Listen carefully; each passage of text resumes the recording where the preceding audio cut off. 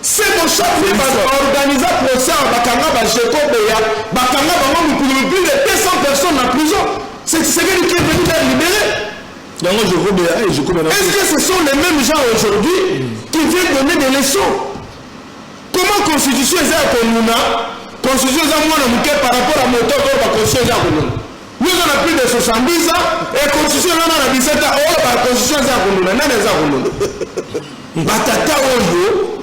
En tout cas, c'est la chose que maintenant, toujours, si la constitution est à la constitution, tout n'a pas de temps en bout la bonne, constitution en bout la bonne, il n'y a pas de chef de Guinée. Tout n'a pas de chef. On a vu battre un diplôme. Aujourd'hui, on va voir la nation. Les débats qui vous disent que le problème de Congo n'est pas de texte. C'est la volonté politique et l'applicabilité des textes. Nous, on a un symbole pour ma constitution. Quand on a dollar et kiti, billet de kitité. Est-ce que c'est un problème de la constitution? Lorsque tous les DG ont engagé 500 personnes dans la mort, FPI par exemple, est-ce que vous me dites que ça c'est pour nous? Lorsque vous avez pour la constitution, c'est pour la constitution. Pourquoi dans ce pays on veut toujours chercher la solution pour les politiciens et non pour la nation et le peuple? À quel moment on va réfléchir social, il y a pas tout raisonner Bilanga, tout raisonner Maï. Mais comment expliquer ça? Bahati a été clair. Et ne vous en faites pas. Bahati est président de la République. Présidentiable aujourd'hui, Bahati candidat aujourd'hui on a Bahati président de vous. Mais celui qui Bahati Azalaki candidat qui Bahati Azalaki candidat en 2018. Mais tu sais qu'elle a les quatre. Bazou professeur Mbata, Bazou professeur Badou Kodo, Bazou professeur Evariste Bochab. Bavanda, ou de Badou Kodo contre deux. D'abord, le plateau, on a dit professeur Bochab. C'est un plateau spécial autour de la chaîne. Comment on se fait la Rolinga? Comment on se fait la population? Oui. Ni les Kabila appellent ça comme on se fait la Wanate. Bochab. La comment on se fait? Ni les Kabila appellent ça Bangote. Pour les locaux, pour qui se dit c'est même qui va accueillir le baisse. Il y a un papa qui dit non, il y a des hypocrites. Mais tu vois, la chute de Konzaboka, d'où sont encore les défenseurs de Konzaboka, tu vas lui dire que très bien. Libéré le monde n'a pas si. Peu d'un coucou, peu babomba mingi, c'est à moi chaud dans la beauté. Où est-ce que beauté moi na bimi na maternité, libéré na bimaka partout, peu motono sur mon arayango. Awa, babomba bi makambo avant. Babombi, bazara na ba vierge, bazara na opposition, tu peux savoir dans confiance. Awa aussi va gérer, bazara ko ba bimi na maternité, libéré ko partout. C'est-à-dire ma belle bango yango et monani. Bahati ne peut pas parce que Bahati écoutez, il y a deux personnes dans la politique à Congo faut banga bango, Bahati na kamé. Malgré Maniagotia, on confirme qu'il faut Banga Bango. Bahati Tika Kabila en plein pouvoir. Il a abandonné le fauteuil. Il est rentré pour se battre pour le peuple parce qu'à mon avis, Mabé, j'ai toujours qu'aidé dans Mabé. Kamere même, Bamiyibio, vous allez Bango, Manning Europe, voleur, Manning Europe, nous sommes camarades de l'État, ma famille, qui aujourd'hui peut accepter de lui-même de déposer pour les besoins du peuple? Moi, j'estime que le professeur Modeste a pris ce point de vue comme scientifique, comme un mouton a dit que battre la mimèque et la moka. Mais comment on a comprendre comme on objet à attaque, qu'on finga, qu'on s'attaquer pour avoir fait quoi? Article scientifique, c'est un professeur. Après ce point de vue, comme un moteil, comme un molatissi. Après ce point de vue, mais comment on a déformé Koloba? Non. Il y a un monde qui a la grande machine. Ils ont dit union sacrée. Débat, c'est la canacate union sacrée. Parce que j'estime à un certain moment, même nous les communicateurs, ne sommes pas organisés la carte union sacrée. Tout chacun son point de vue. Celui qui vend du Bissomoko avec les acteurs en crise. Qui sont les acteurs en crise? Félix Sekeli Chilombo, Nanga Kabila, à côté de le président Eli Martin Fonu Madidi, le guide suprême de l'opposition, a même Babatikali na Simanaye, à Kovanda na Bango. Katumbi, Bango, na Sima Papa. Bon, on a Kimi Bitumbaye à Tikali, sur le Sandé. Yo, Yanni, yo, Kimi Kumba, parce que Kumba photo Bunda, yo, que na poto Moussa la global, non, Kumba Zalia, on dit nous confronter Kumba, c'est non, mais c'est fabuleux. Donc aujourd'hui, na sengina le professeur Bahati Siko Kolananga, courage monsieur le professeur. Diplôme no ko te la ngaite la disi solo rozali professeur. Ba o batikali bo gagner temps bo benga ndeko Flavien na somba ba diplôme na bino ndeko na ngai nyonso ya AFDC. Préparez-vous à rejoindre l'opposition. Le professeur Bahati toujours solo déjà na la muka très rapidement. Ya ko sala adhésion na yo. To undisa botamu samiyambo kama beto kolibisa yo après tout ko salino mapeto kambaki. Et si le sili yaka. De toutes les façons, si on le kuna et sili donc bateli polele donc faire ça les sociétés. Moi to ko ko banga mukeza liyo mais le rôle de décision ko rejoindre biso par discours na yo yaka. 30 ans c'est trop, ba congolais bazali kokufa. 30 ans c'est trop, to komi tu na to kokeni wa. Yo nani potolo bande. Ba bondi osali lokote. Ondongo na bande ko na biso opposition na ba o bazana pouvoir. Passe ya population. Population est bien ça la tête. Ba mama bi pupula, ba fonctionnaire les na bandeko nyonso mbote na bakongomani ba oyo balingaka émission ya Papa Sentinelle ngonga na biso basinzili ya mboka ngonga na biso yango ekoki mpona kokutana mpona kobeta maso ya mboka na pesi mbote na bandeko nyonso bazwami na Kasumbalesa na bosani te bandeko bazwami na Bunagana bandeko bazwami na Ituri tobosani bino te bandeko na biso bazwami na Kalemi bozali belé bokola na biso na Rubaya pona koloba ete ya solo na Équateur mambenga tobosani te bana Chopo tobosani te bana ya ville province ya Kinshasa bozali belé émission na biso ekoki na ngonga na biso tobisana kokutana voilà bandeko balandi Papa Sentinelle azali kokoba kaka na masolo ndenge tolobaki autour ya ba question ozali ko déranger population likambotali changement topé révision ya constitution question peu ya maponami na lobaki na binote pendant les yeux sont tournés na ba dossier mosusu Papa Sentinelle lié à kobeta c'était na tali question il y a changement peu ya maponami parce que quand on a mukato komituna est-ce que maponami kozala gouvernement congolais a kotia misolo pour la organisation de l'élection 2028 et ça la mingi te to la mukato bandi komituna toujours la Papa Sentinelle à la musi sous débat wana pour la bande ko bazali ko na biso Papa Sentinelle à la musi débat il y a changement de constitution et tala banato bandi semaine oyo mobimba na plateau kolobela changement de constitution to la mito la muki mwana mboka Modeste Bahati Lukwebo mokambi ya parti Lingomba politique AFDC boyotu kolanda ye professeur atiaki mai na monoko te pour ko recadrer bato mingi bazo lobela question ya constitution to la dit même na yon sacré ezali na ba grand professeur bazali wana ba professeur ba constitutionnaliste pour na otanga ba kombo na bangote pour ne pas faire la publicité au boyotu kolanda et aussi la télé débat na ba salon politique question ya changement de constitution bande ko balandi boyotu kolanda ba mina professeur mais professeur peut Bahati Lukwebo ba tant que professeur peut politique azangisa ki malobate pour na ko sangisa ba journaliste mokolo ya lobi pour na ko beta masolo et pour na ko faire sa position na ye. Le pays n'a pas de problème de texte, mais c'est plutôt un problème d'homme. Voilà, Tokobeta Masolo, Nakati émission de l'émission de l'eau. Voilà, Mandeko Balandi. Invité sur ce plateau en débat contradictoire, Toyambi, Bandeko Mibale. Moko azali bandeko nanga bobandi da kobenga bandeko nanga bandi kobenga nous sommes en direct bandeko bobenga te nous sommes en direct bobenga te envoyer des questions parce que na bi kemité manabilo ezali kotoka ndenge ozali kobenga na lobi bobenga te parce que bandeko ba ko répondre voilà donc ko ba on ne bande l'émission na biso bandeko balandi nous avons deux invités sur ce plateau tozali na mona mboka Junior Bakokela oyo azali mokambi ya Lingomba politique secrétaire général il y a Union fait la force peu coordonnateur il y a ba communicateur il y a Union sacrée mwana mboka Junior Bakokela mbote pe boyi malamu elombe mbote Papa Sentinelle mbote na ba téléspectateurs vas-y opportunité à kolanda biso à travers le monde à cet instant même mbote na débatteur na ngai na tiki primaire yomei ozwa et opportunité à présenter Et voilà, pour la mission des alliés, c'est un autre coup dans les lots. Tu peux s'y mettre dans Tata Mogonzi Amboka. Tu peux s'y mettre dans la Kamiban sur l'institution Amboka. Tu peux s'y mettre dans Constantin Benguele Kwete Tamouk. Un économiste petit de talent, très intelligent. Oyo. Abouma FPI.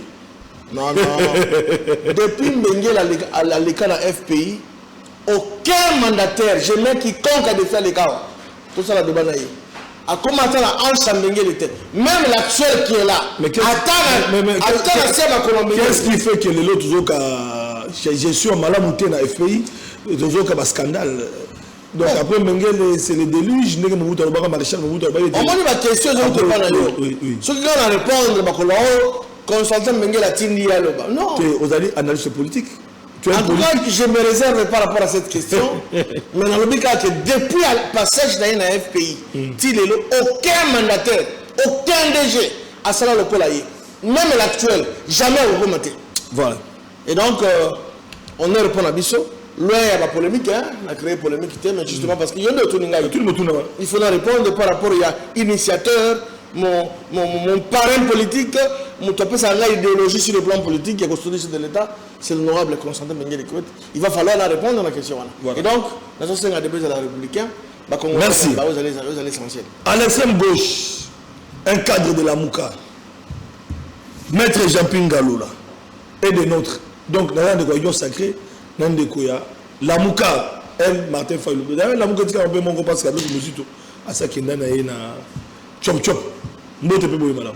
Mbote na yo. Très bien habillé. Ah non, kulutunga na landa très bien habillé. Oina molato ya kosala na yote. Oye na biso ba mongo balobi boke sénéali entre kobomba bolumbu pe kolata.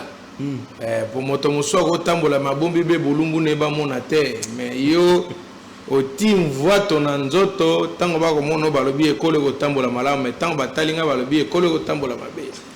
Veste à couleur mususu, cravate à couleur mususu, chemise à couleur mususu. Baga mono mesure, il suffit na bima na bomba bolumbu. Ndeko sindili wa ekolo tikaningai na tombe le guide suprême de l'opposition en République démocratique du Congo. Il y a tout là de la politique en République démocratique du Congo. Le président élu Martin Fayulu m'a dit il est très crédible et très compétent, politicien et opposant en République démocratique du Congo, le Deus ex machina, la clé de voûte. Le Saint Martin Fayulu m'a dit Aïbate, à Salapé, le côté, à Rubundelabe et Kolo. Plus de 40 ans d'élite dans l'opposition pour libérer le peuple à la mauvaise gestion. Na tombeli tongo là mon konjo anga ya politique, mon père biologique politique. Wala kisinga lolenge ni politique etambolaka. Balata ndenge nini ngalula. Balobaka ndenge nini. Boni rosolola na ba konjo kotambola ndenge nini.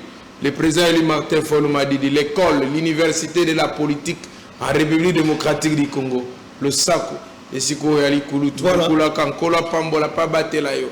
Banano soit décidé la Mouka na Pesibinon Boteska Bodzwami, mais ndeko nangai yo kana mesaneka na Zulu na yope sindili wa ekolo makamboza ya koyinda likambo ya nini bakongomano balandaka yo mingi ya site oyo babengi ya Itex Africa awa na Gombe na avenue Adama bavandi balamuki bamona kaka boye les criminels de la tracasserie foncière moto azumokana konyoko la petit peuple kobuka banda ko rendre ba parents na bana ba fazer ndeko Léon Mulumba c'est permis sans titre ni qualité ya kokende kokota kuna na avenue Adama ordonné dans 7 jours azo kobuka banda ko ya bato au motif nini construction illégale et anarchique tolobi na ye ndeko ngai il faut sengeli koyeko la tango bapesio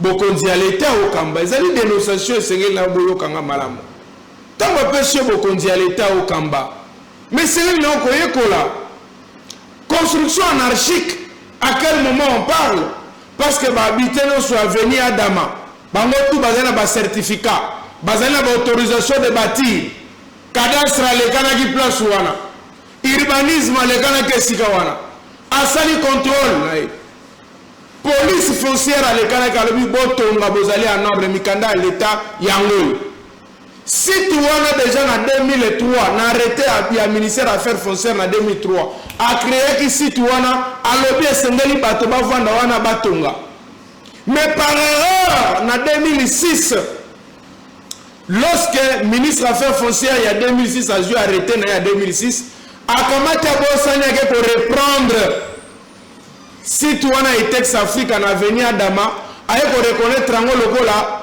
zone non efficandi bakoki kotonga te aya ko se rappeler yemoko le même ministre en vertu du principe de droit autobengi la théorie de l'acte contraire c'est l'autorité qui nomme celui qui révoque l'acte qui a créé c'est l'acte qui révoque en 2019 l'autorité de l'affaire foncière a eu arrêté Yassika alors oui arrêté dans ce qui en 2006 c'est là qui a mabé n'a qui ko reprendre par erreur que ba site ya Tex Afrique en avenir Adama ezali mabe bako kotonga te mais na retirer arrêté na nga wana na donner bango batonga s'il vous plaît ezali social na lombango ko bako kabanda ko na lombango tu nga ko ndimate na lombango to solo la politique bongo peuple to kolobela mukolo na lombango résumé alors na résumé na lobi balobi ba ko buka bango même ministre provincial Léon Mulumba qui a reçu la mission de destruction méchante des maisons illégalement établies. En la construction anarchique, alors il y a une décision anarchique. Parce que l'arrêté qu'il utilise de 2006, cet arrêté-là a été retiré en 2019. Retiré, on va arrêter à Mabé. Ordonné batona batonga bavana na kimia lelo apesa ki bango 7 jours akende kobuka tolobi na ko kende kobuka te okometia na libabe alobi na bisoni alobi na ko kende kobuka soko ni na buka te boka ne kolanda président de la république soumis no bolandi na gouverneur Bumba Munimbe tama alobi na bisoni ngwana tolobi na to rappeler article 28 de la constitution na biso exécuter l'ordre mal donné est une infraction au droit pénal congolais. Te rappeler l'article 34 de la Constitution nabiso. Le bien privé est sacré. Te rappeler notion de droit de tangina na kulutu nanga jino bakokela. Te tangine te yekoliete. En matière pénale, la responsabilité individuelle est établie. Même si nous sommes dans l'association des malfaiteurs, la responsabilité individuelle est établie. Monsieur Mulumba, vous osez à Kondokobuka Bandeko Bazen Avenir Adama, vous allez engager votre responsabilité pénale. Et rassurez-vous qu'après ce pouvoir, tout sera arrêté au Kozom Savanda Kwabatunios. Mais ami Balé, DG à FPI.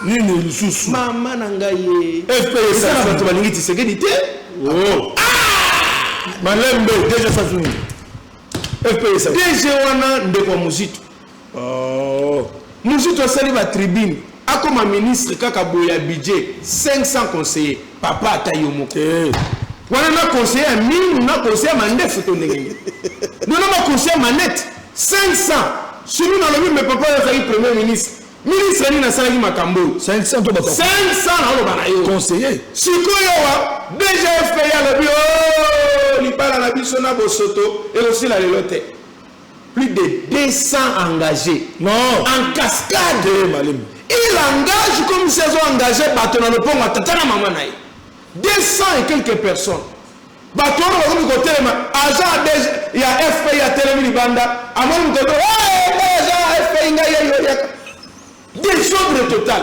Bazo fout maté et le côté bureau devant des athées, basé à côté les matchs chaque jour.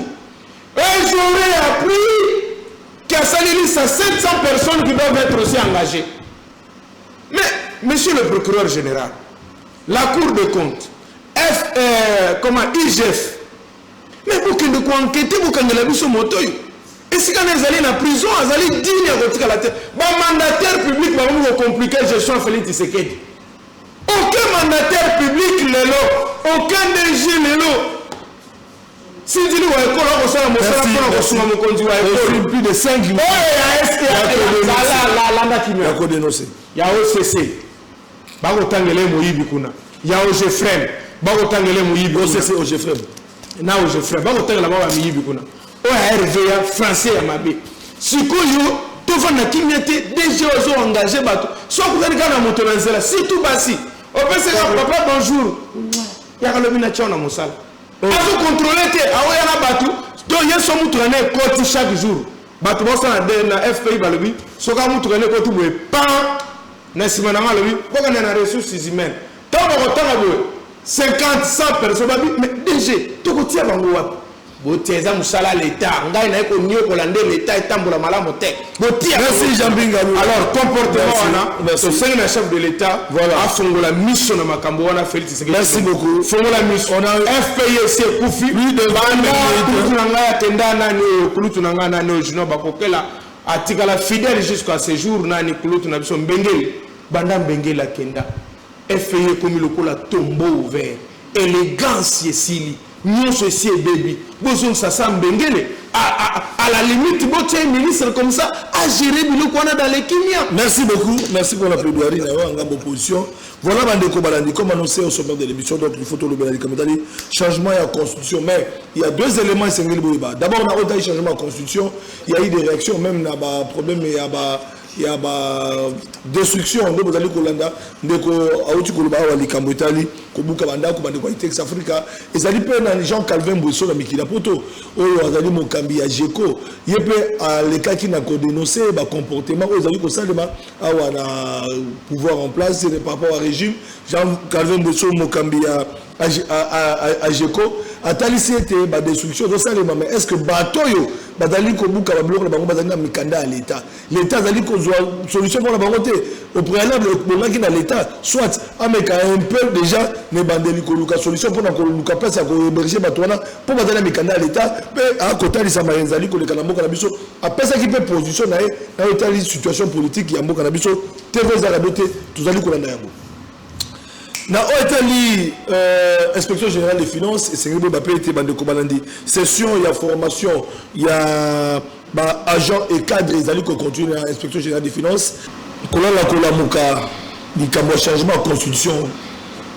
En tant qu'aigle, pour ne pas paraphraser Bandeko Moussous, dans le bas qui a été, pendant que Batou a joué à solo Moussous, dans l'état politique, Papa Sentinelle, lui, sur l'état de constitution, autonomie réforme constitutionnelle, lui, sur l'état de Maponami.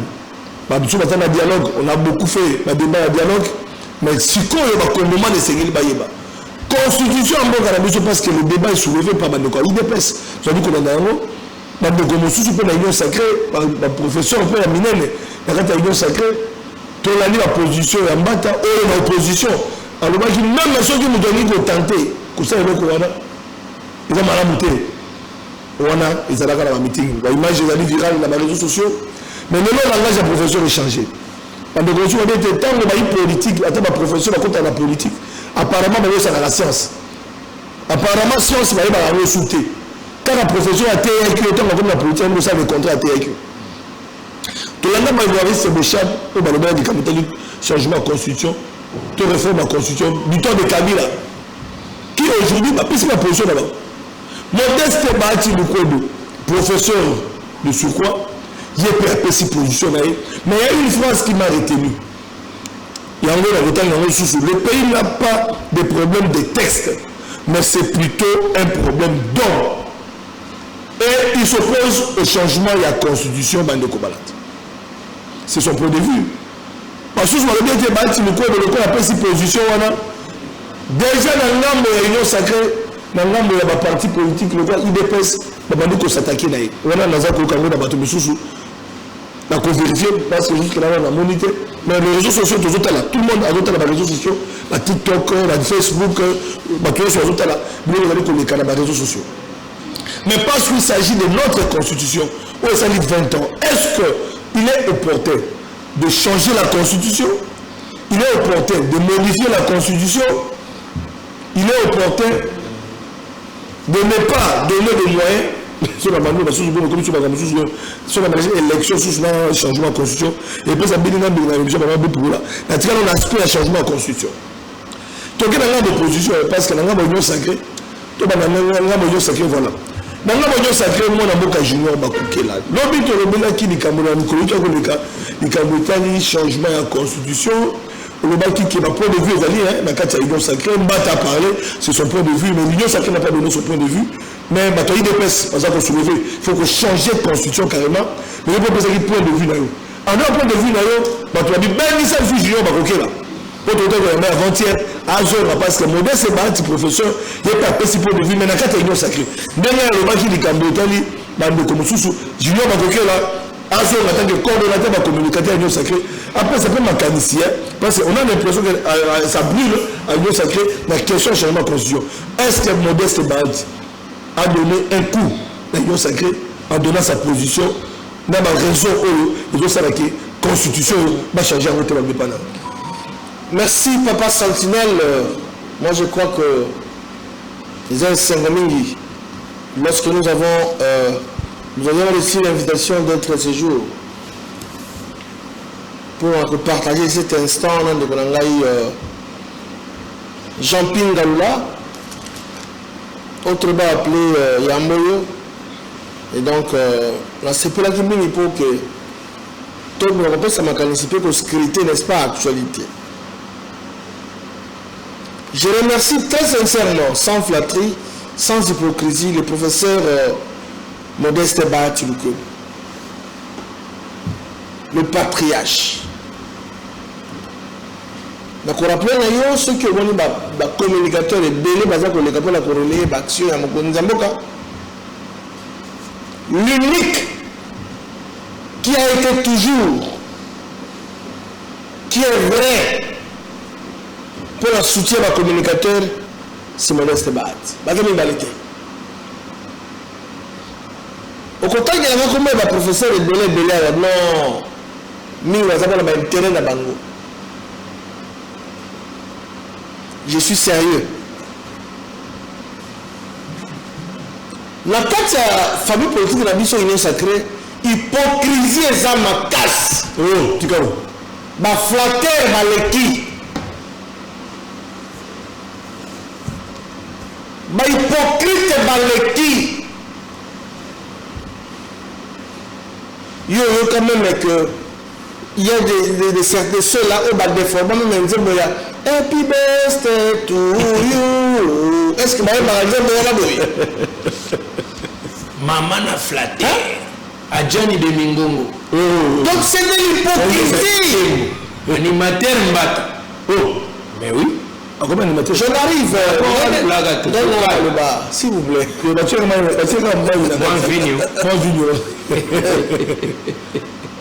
Tout d'abord, jusque-là, l'Union sacrée a perçu position d'AET. L'Union sacrée, c'est une grande machine, une grande famille politique. En son sein, au bout de la partie d'aller belé. Dans notre autorité de référence, c'est son excellence Félix Antoine Tshisekedi Tshilombo. Mais comment bato babengaka batirifere oyo balingaka bamona bango nde balingi mokonzi ya mboka koleka bakende bapesa bavie ya lokuta mpe soki otali bien parmi basela oyo bakondi kopesa point de vue na bango bazali baproduit pire ya UDPS te. Professeur Mbata auta na INC oyo mosusu auta na PPRD tout fait tout flamme produit pire ya UDPS aza te.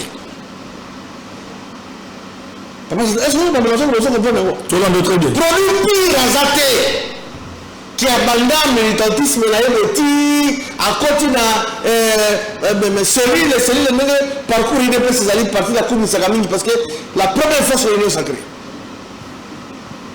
Bakouya, Baye, Baluka, va créer des ordres. Mais le professeur des universités, pour Modeste Baat, a réfléchi comme Congolais, a engagé d'abord le regroupement parce que le regroupement a fait allié, ça a sur base de la conférence de président, Sangani m'a déclaré. Il a réfléchi comme scientifique, comme Moutoua-Mayele. Mais là, ça nous pousse, nous, maintenant, au sein de l'Union sacrée, qu'il y ait un débat à l'interne. Débat ezala na soleza la kati ya bébé kati ya lingomba politique na biso Parce que rôle des partis politiques, mais ça dit qu'on doit pouvoir conserver encore le plus longtemps que possible. Ce qu'ils allaient une quelconque modification, il faut la carte union sacrée, battra fan d'abord le bas. Dans cela, dans ma conclusion, dans lever ma option. C'est comme ça.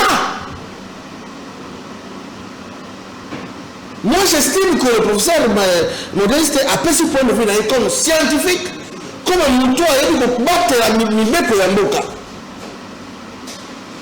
Mais comment on a comprendre comme un objet d'attaque, qu'on finga, qu'on s'attaquer pour avoir fait quoi? Article scientifique, c'est un professeur. Après ce point de vue, comme un moteil, comme un monatici. Après ce point de vue, mais comment on a déformé Koloba? Non. Il y a un monde qui a aussi la grande machine. Ils ont dit union sacrée. Nous avons dit débat sur la carte union sacrée. Parce que j'estime à un certain moment, même nous les communicateurs, ne sommes pas organisés la carte union sacrée. Pour chacun son point de vue. Nous même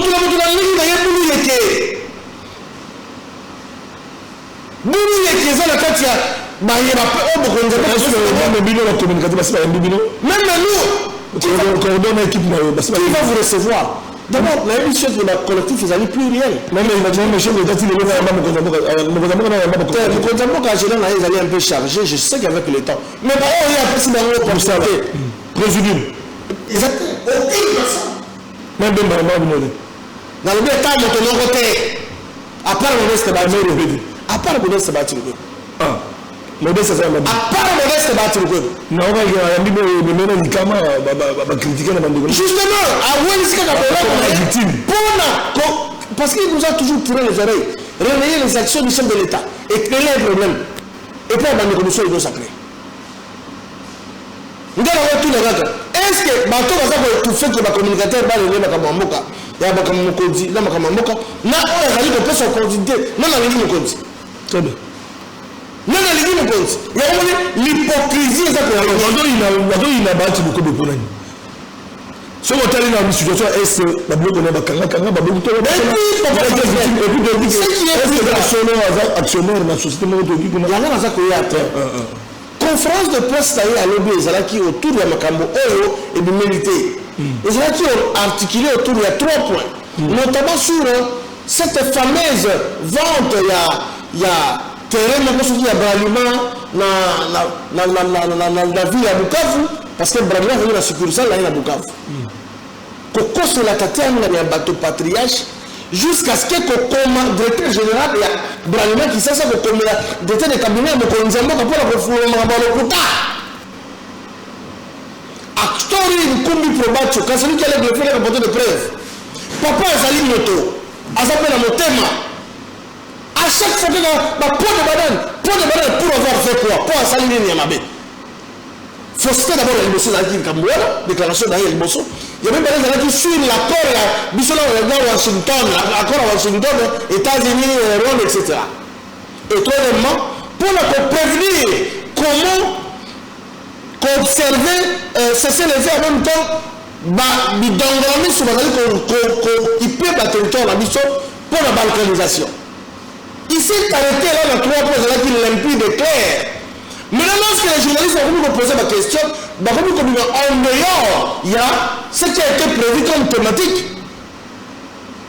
Mais qu'on réponde en toute responsabilité parce que c'est un scientifique, c'est un intellectuel, pas de moindre. Il y a un moment où on va développer le nez. Non.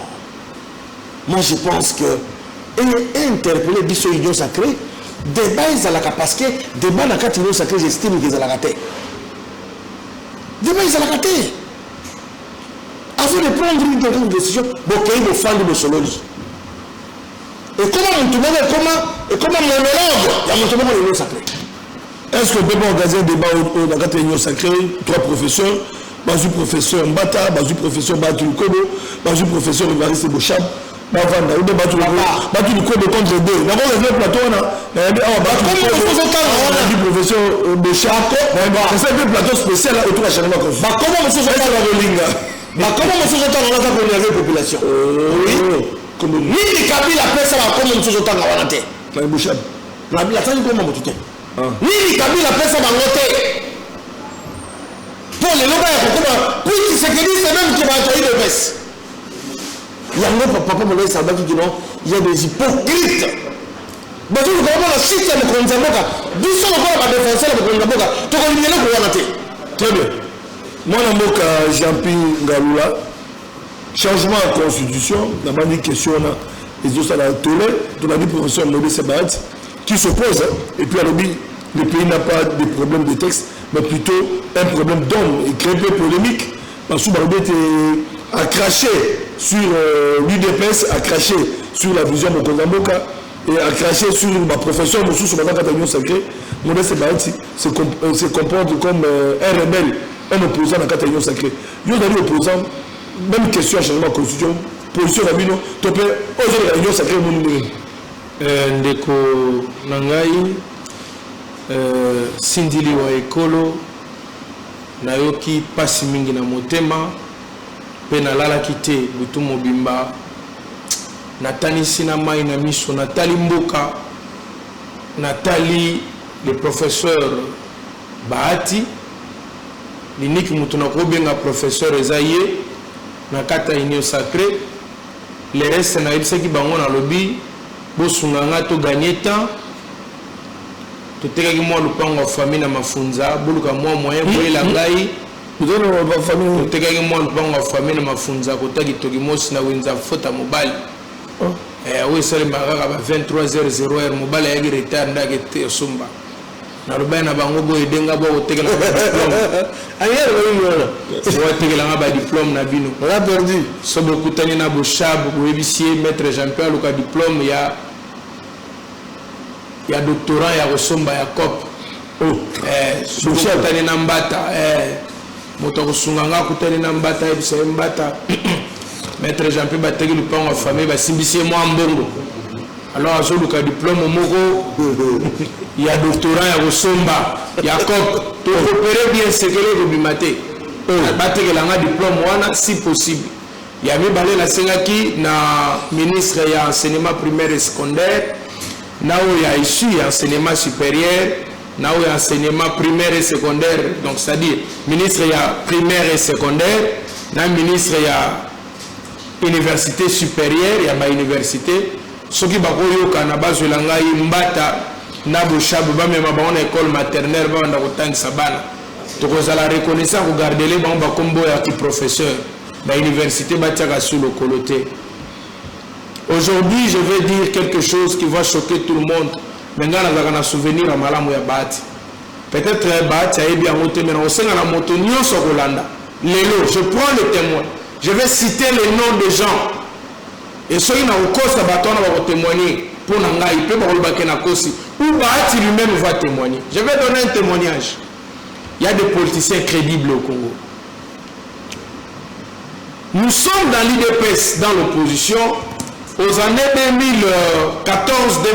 2014-2015 tourné vers 2016 donc vers 2018 biso na kati ya IDPS na kwa kozwa COP moko boye sindilo ekolo landanga malamu pesa ngonga bapesi COP moko ekobima biso za na IDPS yo na IDPS ngangu na botami ne grandi à l'IDPS yo le gana ko IDPS ngai na botami tata na ngai fédéral na kata IDPS na botami ko IDPS Richard Kamunga tata na ngai fédéral ya IDPS depuis Mbujimai tina mukedi kota kufelaki alors biso na kati kuna to za COP to bi awa na kati ya IDPS moi to se retrouver ezate photo bo ngunda bakope ko ya na ko se rappeler na Mateka Mango journaliste moi kufu à télé 50 personnes Mango confrère na IP à son âme on a été ensemble voilà il y a aussi la safo de banga ça to voilà télé 50 voilà Mateka Mango et je prends en témoin mutamebanga pas Mateka Mango et ça la Claude Biringimani voilà je ne savais pas ça voilà merci beaucoup Akolanda Claude Biringimani c'est mon ami c'est Claude qui va me voir habité na même pas mutu moko boye bayebani na skata société civile makasi boko de bokutana na ye ameminga epa ya Mateka Mango ko yambanga na ça fait débat Tama yambinga ya yokuma konyosti, la constantanéité de la congolescomatisation. Tama yokinga ya konyosti ezalaki à l'habité. Sikoyo, non orienté pas maman moko azaka malamu mingi. Orienté n'est pas maman Katikalanga. Na combien pas maman Katikalanga? Maman Katikalanga testé l'IP na société civile dans toute sa diversité. Coordonnatrice na pèse maman Mbout. Maman Katikalanga tama moninga na konyosti a travaillé na ba Jean-Marc à l'époque. A travaillé na ba plus romain à l'époque. Bureau de Kangamaki na RTGA. Dans une personne histoire vraie, vérifiable. Tant que comme kuna maman a moninga maman Kati a tali bouania na ngai a tient na cabinet politique na ye. Tant que tient na cabinet politique na ye, to comme sur na makambo ba débat ba dialogue to kei na société civile dans toute sa diversité. Bisona ba nani Carlos Mupini ba nani to kei Madeleine Kalala, Madi Kiala, Maman Kati Kalanga, Tokei na dialogue.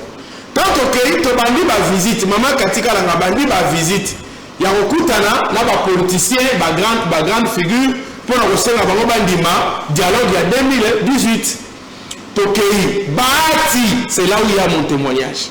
Pourtant, quand j'étais dans l'UDPS, je ne faisais que taquer Bahati. Attaquer Bahati à tout moment. J'étais très connu, farouche contre le régime ya Kabila. Jeune que j'étais, wana Edimo Ezuba, dem tazero yambanga mingi, na Serge Kabolo bao yambanga mingi, na Maxime Makab, à l'époque, Maxime Mabandisika. Toya wana 24 ans, mon solo le 24 ans, est-ce que moi wana piscine na kati bona débia, to coach kuna to vandinga na zobanga. Jour wana to yamba Bahati est venu. Tout ici à lobby, il nous a conseillé à la société civile, à lobby socico, tout ça. À la fin. Abandi okabole la batuno sombo. Il arrive chez moi, tout na maman Katikala. Il arrive chez moi, il va me donner 3 000 $ s'il vous plaît à cette époque. Oh, je jure, le Dieu du ciel m'attend pas. Mais on va nous dire je t'encourage, jeune garçon. Tu es courageux. Tu arrives à affronter quand même. En tout cas, tu es courageux. Il prendra 3 000 $ dans l'enveloppe à Pessingaï. Allez demander à Bahati. C'est la toute première fois depuis que Salimana le Belon.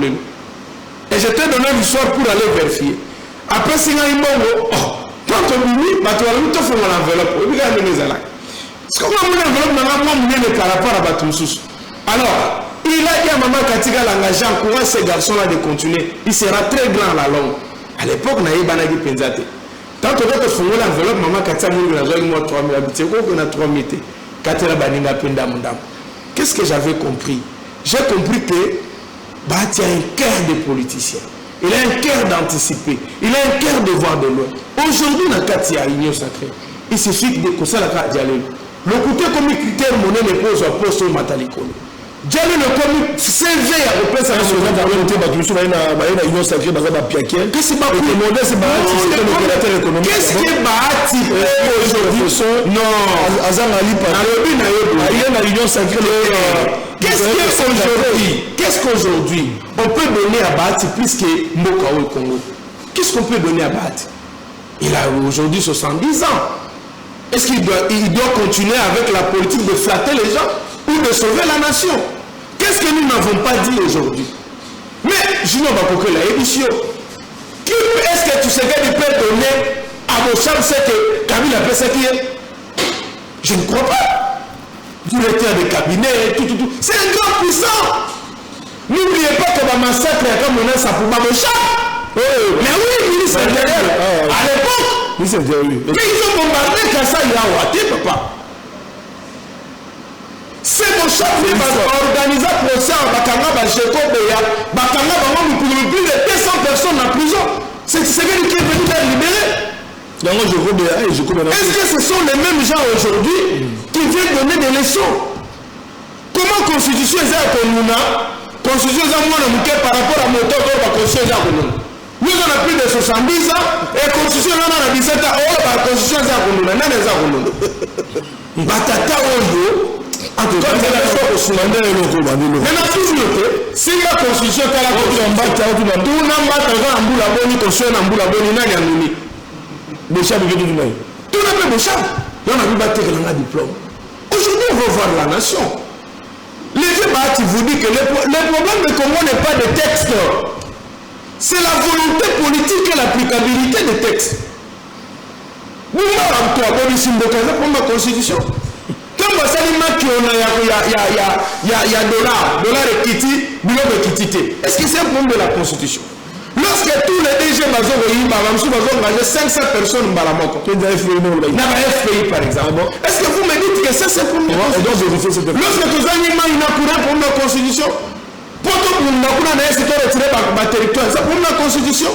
Pourquoi dans ce pays on veut toujours chercher la solution pour les politiciens et non pour la nation et le peuple? À quel moment on va réfléchir social, il y a pas tout raisonner Bilanga, tout raisonner Maï. Mais comment expliquer ça? Bahati a été clair.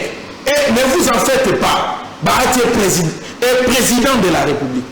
Présidentiable aujourd'hui, Bahati candidat Bahati président de vous. Mais ce qui Bahati Azalaki candidat en 2018. Mais tu sais qu'elle a les 4. Parce que qu'est-ce que tu veux reprocher à Bahati? Par exemple, les lotos de reprocher à Bahati. Le chabin de ce bichon.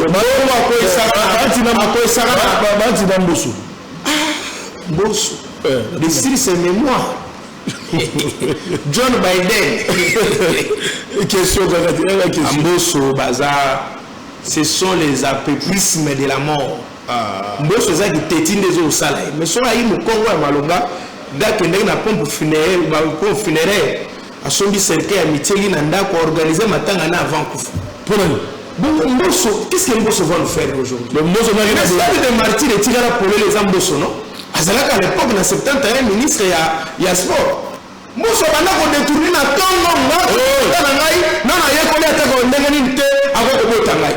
Mbosso, ça y est, il y a mais vous allez à stade de martyr.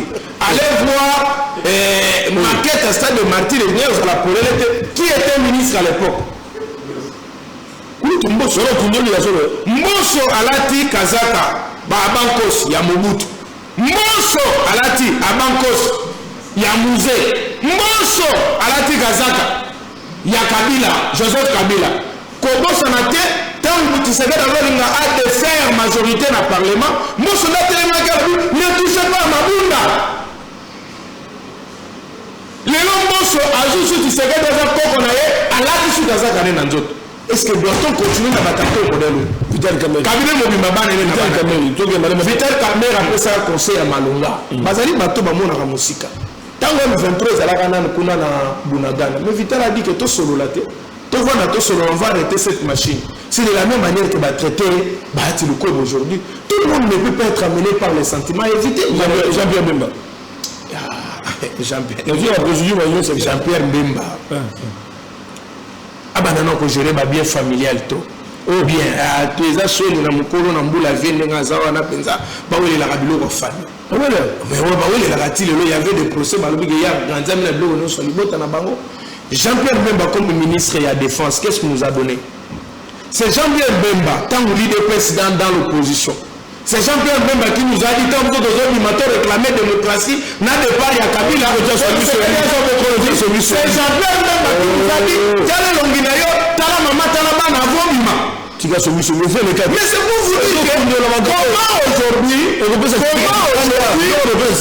comment aujourd'hui ceux qui ont combattu Tshisekedi dans l'opposition, savez-vous que même de Aloba que Etienne Tshisekedi a un problème à Moutou? Mais aujourd'hui, on a un il continue à avoir solution. Très crédible, c'est quelqu'un qui voit de loin. Il vous dit que si on changer la constitution, les risques, c'est que, parce que pour changer la constitution, il y a un référendum. Pour voter une nouvelle constitution, alors nous sommes en Goma. Donc, vous avez sa constitution, on est battu à Bunagana, on a battu à Goma, on va voter. C'est-à-dire te consacrer à la balkanisation. Est-ce que doit-on réviser la constitution? Mais que dit l'article 219 de la constitution? Que dit l'article 220? Alors, quand tu résumes comme scientifique, le professeur a école ma classe, ma lambe, il devient non. Il devient non. Il y a un peu de sabango, il y a un peu de sabango, balobaga. Nabiso bamongo balobaga. Libele le monde na pasi. Pe na kuku. Pe babomba mingi za moi chaud na botité. oyo aboti mwana abimi na maternité libele na ebimaka partout mpe moto nyonso amonaka yango awa babombaki makambo avant babombi bazalaka nano bavierge bazalaka nano na opposition topesaka bango confiance awa aussi bagere baza lokwa bato babimi na maternité libele kobima partout c'est-à-dire mabe na bango yango oyo emonani baati ne peut pas parce que baati écoutez il y a deux personnes dans la politique à Congo faut banga bango baati na kamera malgré balinga kotia bango en conflit mais faut banga bango baati tika Kabila en plein pouvoir il a abandonné fauteuil il est rentré pour se battre pour le peuple parce que mon que mabe c'est toujours que na mabe kamera même bamiyibi oyo ozala bango oyo maninga erope oyo bavoleur maninga erope oyo nyonso bacamarade ya chef de l'état bafamille banini qui aujourd'hui peut accepter de lui-même de déposer dit pour le besoin à peuple baati prêt aujourd'hui soki balobi ke baati alongwa union sacré biso politique tokosala fête oh oui parce que candidat tokombana bango tiala biso longo na bofesaka baati soit quitter bango c'est plus l'opposition et tu les sites il dit que banga kuna que celui qui a le token d'élection nous devons s'opposer face à présent et matin folo ton opposition on met ça bati on obima so tuni bati ayiba mkoloni babi ayibate bati détourner bati détourner bati engager 500 personnes bati à salate bati à côté rébellion bati à côté vous avez la constitution va belligérant maintenant ben va tomber mais on vous allez tomber le belligérant il est belligérant avant même la constitution va belligérant genre parce que la constitution on dit que c'est belligérant donc en conclusion ici batika bahati na kimia voilà on a biso ngana kosenga na chef de l'état ba flatter ici balekani mingi ba flatter balekani mingi le corbeau et le renard tout flatteur vit au dépend de celui qui l'écoute. Et aujourd'hui, Bahati a commencé à dire, à lobby, ça n'empêche à rien de dire à quelqu'un la vérité. Disons au chef de l'État la vérité. Moi, je veux dire au chef de l'État, ne fais pas l'erreur de perdre Bahati. C'est l'unique moteur que vous avez en face, il y a gestion à ma belle tambousi na ngomboka. Moteur que vous pouvez battre là, à quoi que bunda loko là, de faire nos accords Bahati. Ce que l'on dit Bahati, on le dit que nous sommes en carte IDPS, Zora Kabuya, Tia Ewan. Est-ce qu'il y a un combat politique? Oui, il y a un combat politique. Un combat politique. Nani, Kabuya est bon. Vas-y, Kabuya. Mais Kabuya est bon. Kabuya est bon. Kabuya résiste aujourd'hui. Kabuya est bon. Baflateur, on a Balingi, Azala, Kabiliste, Tala Bouchard. Gomme Koui a proposé le côté. Bamona Ambat. Mboko Kenyos va proposer le côté. Proposition, on va changer la constitution. Vous savez pourquoi? Pour barozo bango batidi bango na Belgique quelque part ba bisi bango bandoza $100,000 chaque jour logo la perdiem na bino ba bandi ko koma bavandi barozo biso ata 1 mois 2 mois calculer $200,000 to $100,000 par jour barozo la rambo d'accord si mais les comptes Junior va coquer la réaction Ndumba soka bengi atayo le longalo bioza mobali kitoko kolanda te tikalo soshine zo ki diseye mukadi obe bisanda kona yo zalamba ile bate la balle bon misi bongo oui moteur retenu oui to retenir que flatterie à Bahati et flatterie excusez-moi flatterie à qu'est-ce que ça va l'autre flatterie à Mbata na babushap na ben constitutionnaliste pour vraiment pas constitutionnaliste sans être constitutionnel bazali ben constitutionnaliste nyo soana souci na bango zali bati ya Tshisekedi na libulu tant que c'est dans une cohésion nationale bango dans une érosion nationale tant que c'est dans une unité nationale bango une division nationale de toutes les façons c'est leurs intérêts parce que comme ça naté ndenge bazalaka na Mobutu bayaka kokoma na musée bayaka kokoma na Joseph Kabila bayako koma lelo ba Tshisekedi c'est comme utilisateur le lendemain bakokoma be baza fa juriste voilà je viens de regarder la réaction très rapidement ça brûle la union sacrée non pas tellement il n'y a pas vraiment grand chose parce que nous sommes allés un peu maîtrisables et donc avant de rejoindre là enfin justement là le Brésil de manière un peu contraire ce que là apporté mon éclaircissement dans des Jean-Pierre Tikoloba il y a un cas de papa Flavien. Il y a un monsieur à connu pour menacer même un juge. Il y a un tribunal de paix. Yangaliema. Ndeko wana un dossier est concerné qui même pas y est parce que Azalaki même pas la partie citante ni citée. Je suis en face aussi d'un avocat en face. Parmi ma voix au tribunal rose à la saisie, notamment par citation directe.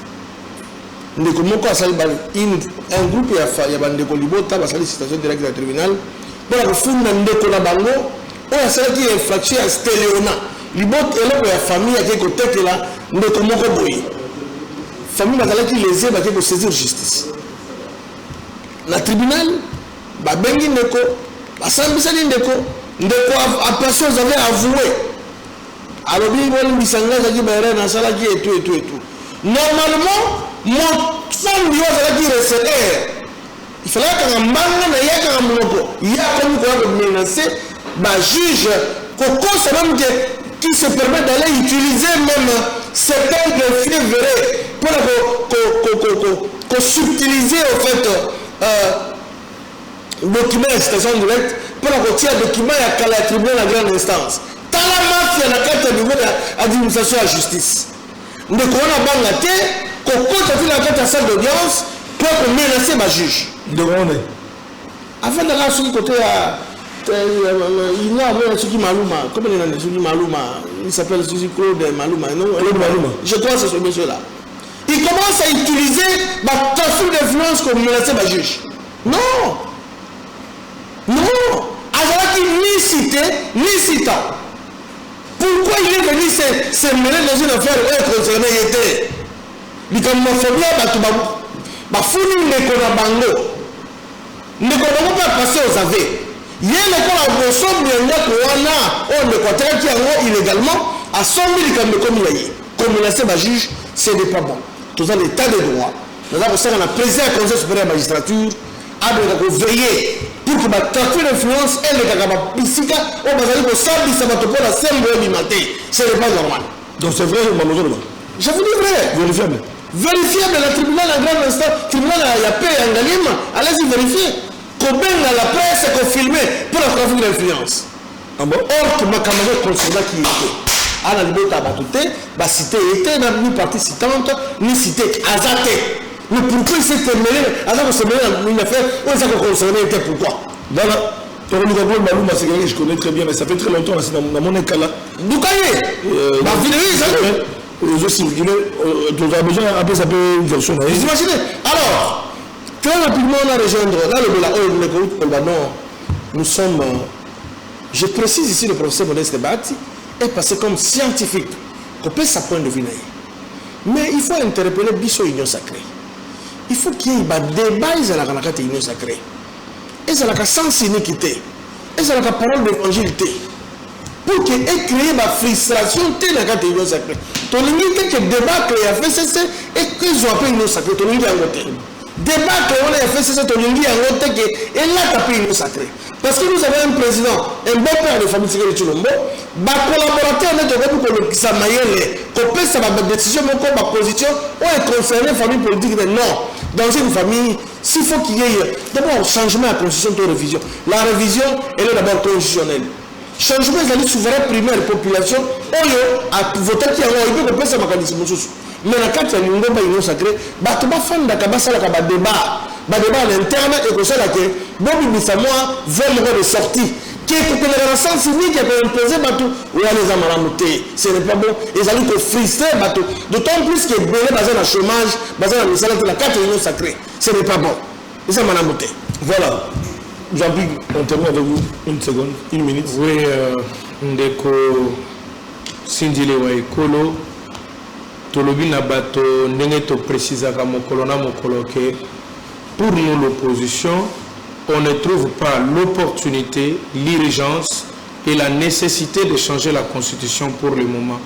Et nous avons dit que à ce jour monsieur Tshisekedi a ibisaki biso alobi soki ngai pour gérer Mboka pendant 10 ans, pour gérer Mboka lokola Congo, c'est fatigant. Alors il faut que gérer rapidement partir. Je crois qu'il y a qu'on intérioriser encore principe na yewana mandat isili akanga bisaka na ya tende ako ma deuxième sénateur à vie il est inutile. La constitution de la République démocratique du Congo ezali mabete ezali malamu. Moto moko ta koloba na biso ke nakei ko changer buku ya lopango na biso pour mbula soki bete à tout moment inondation de sala na ndako ou parce que tozo kolala ka banzala ou parce que lopango toza na boyokanité te. Buku ya lopango za na problème moko te na boyokanité na kati ya bato. Non, ce qui tozo ko gérer malamu to kotambwisa mboka malamu. Le plus important aujourd'hui, c'est à côté là que mboka za na niveau ni ko convoquer dialogue, to vendre autour d'une table, to solo là. Toyebisa na ba vérité, to ça la réconciliation, to que la cohésion nationale. Na médiation nani, na médiation église catholique PSCC. Oh, to bossa na bande ko na biso lizibana mapia ou lizibana piaka, moto yo azalaka kala na RCD Doma un ancien rebelle, to longola dodo kamba, oyo azali kitoko na elongi, mais il est moko pe na kati na ye germe ya confusion na division. Parce que yé na lizibana mpiaka bayoka na raté soko yo ko solongo pena ba deliles bayoka na raté bino boni bato église de réveil église du sommeil boyoka na raté boni bo vendre ba politicien ba leki bino na ba problème ko ya bino. Donc en conclusion biso c'est une église catholique a organisé ma dialogue ezali to koza su na ngongate to que les yango rapidement solution ko uta jamais na bisigner signer à l'étranger aucun accord ne nous donnera la paix sauf ceux qui te vendent Bissomoko avec les acteurs en crise. Qui sont les acteurs en crise? Félix Sekeri Chilombo, Nanga Kabila, à côté de le président Eli Martin Fonu Madidi, le guide suprême de l'opposition, à Gomema Bayebatikali na Simanaye, à Kovanda na Bango. Katumbi, Bango na Sima papa. Bon, on a Kimi Bitumbaye à Tikali, je vais tout ça en dernier. Yo Yanni yo Kimi Kumba, parce que Kumba photo bunda. Yo que na poto Moussa la Global, non. Combat Zalia, on dit qu'on affronter combat, mais c'est fabuleux. Donc aujourd'hui, le professeur Bahati courage, monsieur le professeur. Diplôme nous va voter la ngaïté, la dit c'est seul que vous allez professeur. Bah on bâtit Kali, bon gagner temps, bon Robert Mandego Flavien, n'a son diplôme na bino, ndeko na ngai nyonso ya AFDC. Préparez-vous à rejoindre l'opposition. Le professeur Bahati, toujours solo déjà dans la mouka très rapidement. Il y a aussi l'adhésion à eux. Tout le monde dit ça, vous savez, après tout, vous savez, vous savez, et si les Sili, Yaka. De toutes les façons, si vous avez Kuna et Sili, donc, Bateli pour les d'enfants à la société. Moi, je ne sais pas mais le rôle de décision, rejoindre Bisso par discours, Yaka. Merci beaucoup, mesdames et messieurs. Vous avez été très nombreux à nous suivre de partout.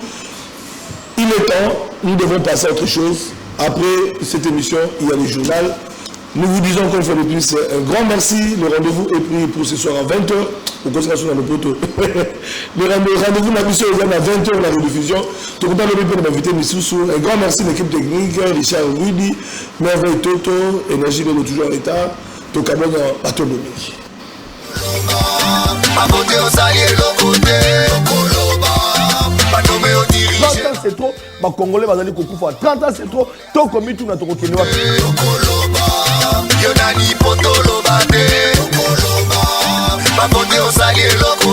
Donc on a bandé qu'on a mis opposition à pouvoir.